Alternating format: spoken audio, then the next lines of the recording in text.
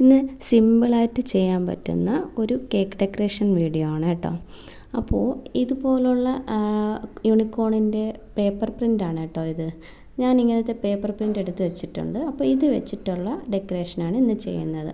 അപ്പോൾ ഇത് 1 kg വരുന്ന ബട്ടർ സ്കോച്ച് കേക്കാണ്. അപ്പോൾ ഇതിന് ഞാൻ കളർ കോമ്പിനേഷൻ കൊടുത്തിട്ടുള്ളത് റെഡ്, ഗ്രീൻ, വൈറ്റ്, ബ്ലൂ ഇത്രയും വെച്ചിട്ടാണ്. അപ്പോൾ ഇനി നമുക്ക് ഇതെന്ന് വെച്ചാൽ നമുക്ക് കോസ്റ്റ് എഫക്റ്റീവായിട്ട് ചെയ്യാൻ പറ്റുന്ന നല്ലൊരു ഡെക്കറേഷനാണ്. അപ്പോൾ നമ്മൾ എടുത്തു വെച്ചിട്ടുള്ള പ്രിൻറ്റിനെ ഇതുപോലെ കട്ട് ചെയ്തിട്ട് ഈ കേക്കിലോട്ട് ആഡ് ചെയ്ത് കൊടുക്കാം. ഞാൻ അങ്ങനെ ഇതാ കട്ട് ചെയ്ത് ഈ കേക്കിലോട്ട് വെച്ച് കൊടുത്തിട്ടുണ്ട്. പിന്നെ ഇനി ഇതിലോട്ട് ഒരു റെയിൻബോയും കൂടെ വെച്ച് കൊടുക്കുന്നുണ്ട് കേട്ടോ. ഇതിൻ്റെ ബാക്കിലായിട്ട് റെയിൻബോയും കൂടെ വെച്ച് കൊടുക്കുന്നുണ്ട്.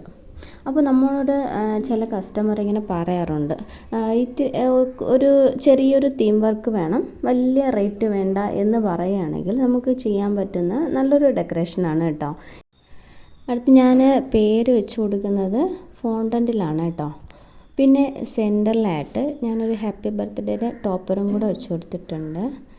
ഇനി ഇത് ബട്ടർഫ്ലൈസ് ആണ്. ഇത് പേപ്പർ ബട്ടർഫ്ലൈ ആണ് കേട്ടോ. നമുക്ക് കേക്ക് ഷോപ്പിലെല്ലാം ഇത് അവൈലബിൾ ആണ്. അപ്പോൾ ഇത് ഒരു സെറ്റായിട്ട് വാങ്ങി വെച്ചിട്ടുള്ളതാണ്.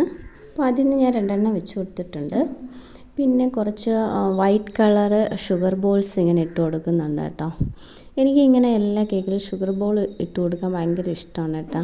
ഈ ഷുഗർ ബോൾസൊക്കെ ഇടുന്ന കേക്ക്സൊക്കെ ഒരു നല്ല ഭംഗിയായിട്ടാണ് എനിക്ക് തോന്നിയിട്ടുള്ളത്. അപ്പോൾ എൻ്റെ മിക്കവാറും എല്ലാ കേക്കിലും ഞാൻ ഇങ്ങനെ ഷുഗർ ബോൾസൊക്കെ വാരി ഇട്ട് കൊടുക്കാറുണ്ട്. അങ്ങനെ ഞാൻ ഷുഗർ ബോളൊക്കെ ഇട്ട് ഈ കേക്ക് സെറ്റാക്കി എടുത്തിട്ടുണ്ട്. അപ്പോൾ ഇതാണ് നമ്മുടെ കേക്കിൻ്റെ ഫൈനൽ ലുക്ക്.